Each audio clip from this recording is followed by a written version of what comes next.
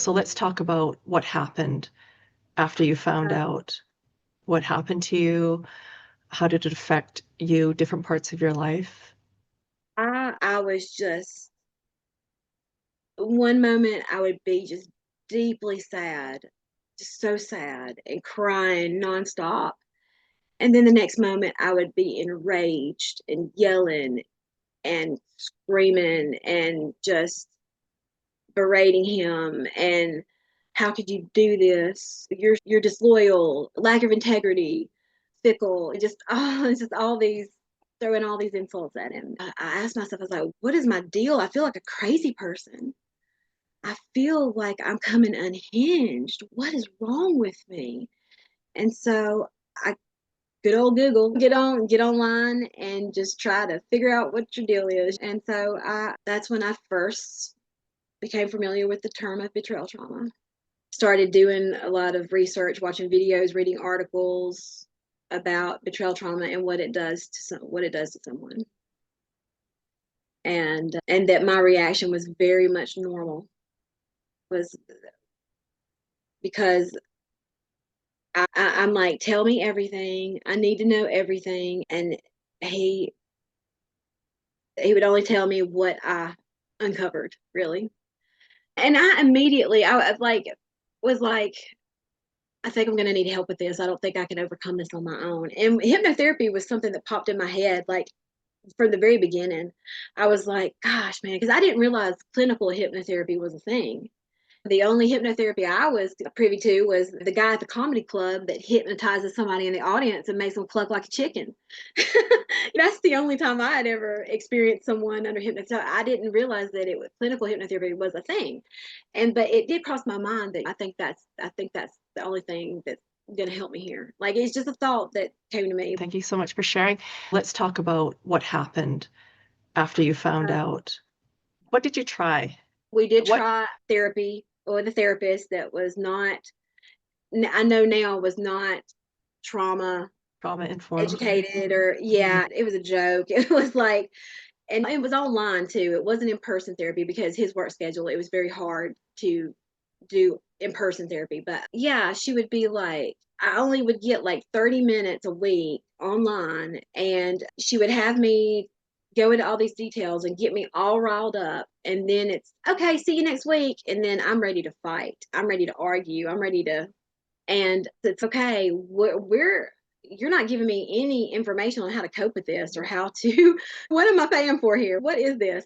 And then one time she told me that okay, when you start feeling triggered and flooded, emotionally flooded, you need to she told me to journal, that I needed to journal, that anytime I felt overwhelmed, I needed to write my husband a letter and tell him exactly how I felt, but not give it to him. I'm like, what? Okay, so that week I think I wrote 37 letters that I didn't give him. And it's okay. This is just I write a letter. I'm riled up. I want to fight. Come on, let's go. That did not help whatsoever. I downloaded an app and tried tapping to alleviate, and that did help a little bit, but I definitely needed more than that. And I just felt because it was just, and we tried like another therapist, and it just I kind of got tired of telling my story, having all these consultations with these different therapists to find the perfect one and telling my story over and getting all worked up. And I felt helpless. I felt like this was my life now. Like, I feel I'm heartbroken. I'm humiliated.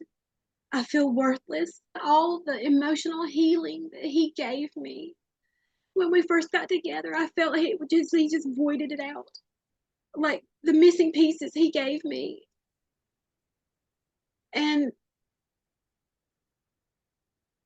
it just felt like he took them back, put me in a worse position I was than when I started dating him. And we fought constantly because I was like, talk to me, tell me the truth. And he just would refuse to and it just escalated to just awful, horrible fights where we just said the most horrible things to each other. And I was saying things to this man that I never dreamed I would ever say to him because I was always trying to lift him up and compliment him and be a good supportive wife. And but here I was dogging him like I was his worst enemy. But I felt so deeply offended by what he did. I felt so hurt and betrayed. And it's kind of and the fact that I had to bust you and force you to stop. That night you comforted me. That night you held me and lied to me and told me that everything was okay. You didn't realize what was at risk. That right there should have made you in that on your own the following day. But no, the following day you bought a gift. So it just, and it was, you knew I was onto you. You knew I was suspicious. You know me. I'm going to find out. You knew the day was coming, that it was going to blow up in your face and come crashing down on me. You knew that that day where I was absolutely, completely devastated was coming, and you couldn't be bothered to soften the blow and end it on your own. That made me very bitter, very resentful. Oh, full of resentment, full of resentment. Just,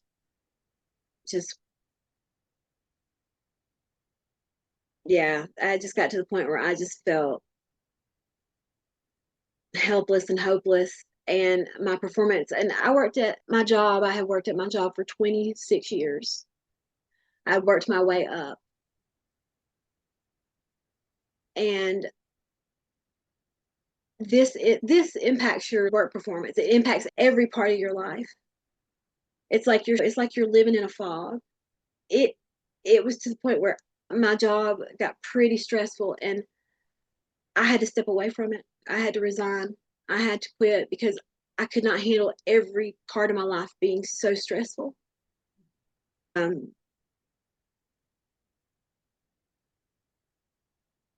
so it's like I had to step away from a job I had for a long time and a work family I had for a long time because my performance was suffering, and I just couldn't cope. And I saw no end to my suffering in sight. So I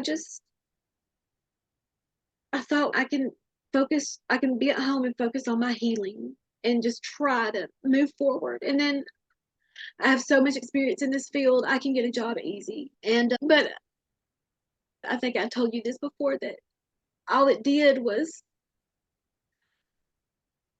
I felt like I was a ghost at my house. I was a ghost just floating around, mourning, grieving the life I had when I was alive.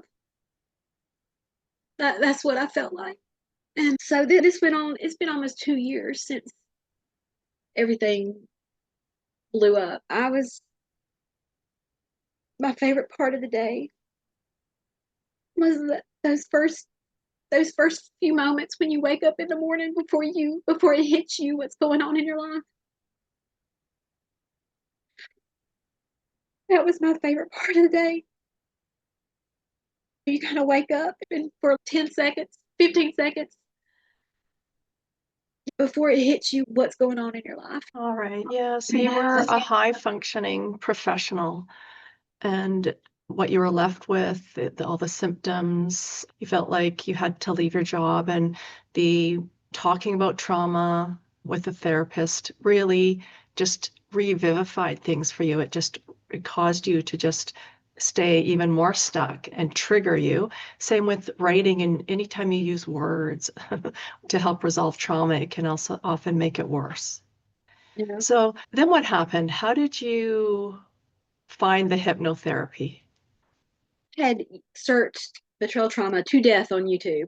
Like I was constantly just looking for anything, everything, anything. And so I would search betrayal trauma on YouTube and I'd pull up the same videos I had watched over and over. And so I finally decided to use the filter and look. I wanted to see the most recently posted videos that I hadn't seen. And one of your videos was the first video that popped up. And I watched it, and just hearing you talk about your own experience with betrayal trauma and how it made you feel, I was like, man, this lady knows what's up. I was like, she knows exactly how I feel. This is exactly, this is these you used phrases and words to describe how it felt that I had used, like just in talking to my husband or my mom or what. And I was like, yeah. And then I saw it was hypnotherapy, and I was like, yeah, I knew that it was probably going to be something like this that helped me. And so I like immediately booked a consultation, and yeah, it we talked. I think we talked like well over the 30 minutes. I think we talked for like over an hour, and I just felt so, you made me feel so hopeful. And I had not felt hope in a very long time. Like I just felt like I was going to feel like this forever, and now I am in a dysfunctional marriage. This easy, perfect marriage is now dysfunctional and verbally abusive, and just I felt like that was just my life now. And after I talked to you, I had hope that there was something out there that could help. Yeah. So So what caused you to then go ahead? And then how was that process of working together? How was that for you? What happened? Tell us what happened. yeah, after I talked to you, I immediately felt like a connection with you. Okay, I really feel like she knows what she's doing and she can help me. And I felt confident in you and what you did. And I was very impressed that you had like degree in like neuroscience. You weren't like the comedy club hypnotherapist. You were educated and you knew what you were doing. No. And so after I talked to you and booked a session, I didn't really know what to expect. I was nervous, and one thing that I really liked about it was that I didn't have to go into all those details. I didn't have to. You could help me without me telling my story over and reliving. I think sometimes I would be talking and I'd be getting upset, and you'd be like, "Okay, stop." And then you would put me, talk me into put me in a trance, and because I didn't have to tell you all that. I didn't have to.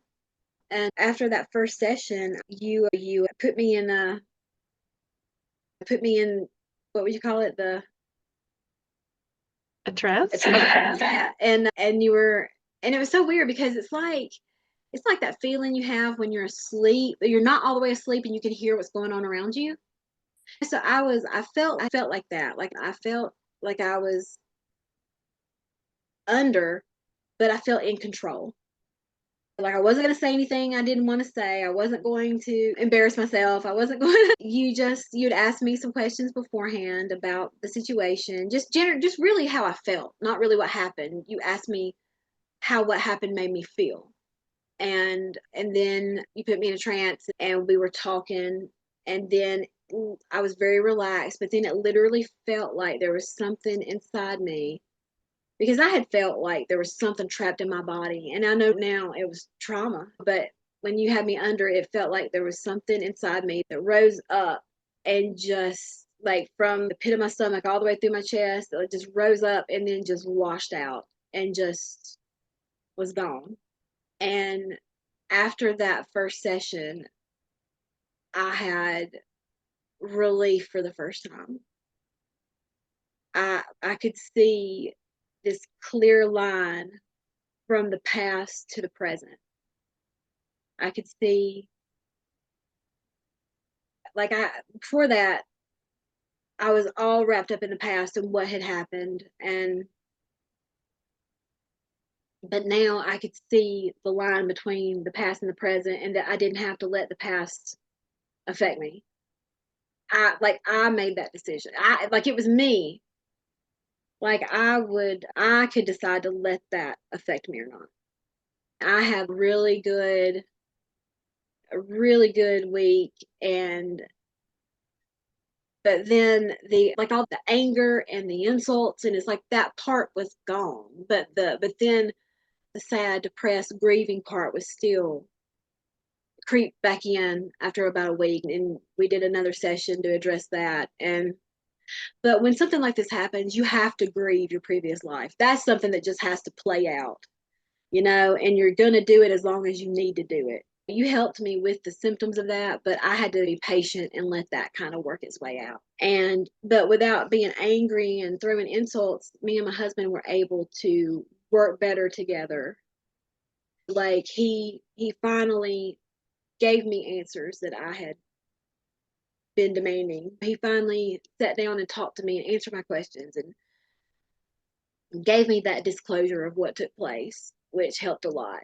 And after the second session, again, I felt like something rose up inside me and washed out and felt great. And then and you told me that it takes time to build new neural pathways in the brain and stuff. And so for the next, like 2 months, we worked together almost every week, and little things would come creeping up and then we would address it. And now I feel like I've truly made it out of the darkness. I feel me and my husband are closer than ever. We both agreed we love each other more than we ever have. And I'm able to, he's told me, I can't do anything about the past. All I can do is be the man you deserve now. So please let me do that. Please let me make you happy. Please let me do that for you. And you help me deal with the resentment so I could let him do that. And we established some rules. Like we had to, because you helped me realize I'm only going to be a victim as long as I let myself be a victim. And believe me, I have reasons to feel like I'm a victim, but I can only be a victim as long as I allow it. And so me and him established some rules. It's okay. I'm not going to hang up on you when you call me from work or whatever. I'm not going to say I hate you. I'm not going to say I want a divorce. I'm not going to say I want to leave. Like we established some rules, like when we discuss, because you have to get through it. You do have to talk it out with your partner. You have to just be brutally honest with each other. And you have to disclose, if you're the one that betrayed your spouse, you have to disclose what happened and answer their questions. And and the rules for him was you can't say it's been X amount of time, you should already be over this. You can't, there were things that's okay, you can't say this when you get upset, and I can't say this. And that helped a lot to be able to communicate. And the sessions I had with you helped me deal with the resentment so I could communicate better. Extraordinary, beautiful. Because it's like a dance. So when one partner changes, this is why you don't need to go to couples therapy and talk. Because when one person really has that shift, you shifted in huge ways, it changes the dynamics that you could actually have these conversations. And you did that. You did that. A great job. Great job, Leanne. Yeah. I feel like this is the hardest thing I've ever had to go through in my life thus far. Luckily, I've lived a pretty charmed life before this, and I'm very grateful for that, and I never took that for granted. But it's possible if you've been betrayed and you feel hopeless and helpless and a victim of your circumstance, and you'll never get over it. That's not true. That's not true. You can, and hypnotherapy is what'll help you do it. So. Hey, that's great. Thank you for sharing your story, Leanne, for being so authentic. Do you have any last words for our listeners? Maybe some advice for other people who have experienced betrayal trauma? You've touched on it a little bit, but any last words? Just know that you'll only be a victim as long as you let yourself be a victim. And it definitely helps if your partner is honest with you. But even if they're not, even if they refuse to be, you can get past it. It's possible. And I had a feeling in the very beginning that hypnotherapy was going to be what helped me, and that was true. Yeah. So. That's great. It's so great. Yeah. Just being with you on that journey and seeing you progress every week, getting over all these obstacles, releasing all that so that you could just be where you are today. It's really extraordinary. So great job. Thank you again, Leanne, for joining us. You have a great day. We just want to invite our listeners to leave a comment below. We'd love to hear from you. Subscribe and like this video for more content on betrayal trauma. And I'll leave a link to schedule a clarity session with me like Leanne did in the description below. And let's connect on the next one.